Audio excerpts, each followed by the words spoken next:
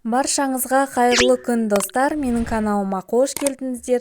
Бүгін сіздермен өте жылдам дайын болатын және де дәмі өте ерекше осындай бризольдің дайындау әдісін көрсететін боламын. Видеоны соңына дейін қараңыздар. Бізге бар болғаны осындай тартылған ет және де жұмыртқа қажет болады.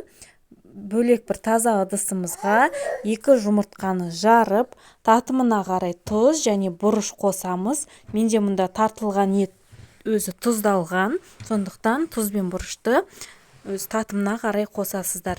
Содан соң осылай жұмыртқаны жақсылап араластырып алған соң 2 ас қасық жаңағы тартылған еттен салып, осы жұмыртқамен жақсылап араластырамыз.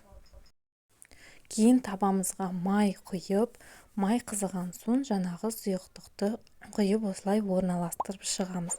Бір ескеретін жағдай, табанның өлшемі өте үлкен болған жағдайда осы бризольді аудару өте қиын болады, сондықтан орташа көлемде осындай сковородкаға істегендеріңіз дұрыс болады.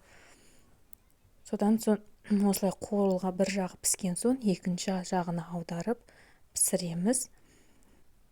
Енді піскен бризольді алып, кетчуп, майонезді бір-біріне араластырып, яғни өздеріңіз қалауларыңызға қарай ортасына қызанақ, қиярды турап салсаңыздар да болады. Содан соң осылай орап, кез келген гарнирмен ұсына берсеңіздер болады. Мен мұнда пюре жасадым. Осылай картоп піскен соң біраз мөлшерде сүт және май қоссаңыздар, осылай жұмсақ, дәмді болып шығады. Міндетті түрде жасап көріңіздер. Сіздермен болған салтанат. Видеоны лайк басып, комментарий жазып, каналыма тіркелуді ұмытпаңыздар.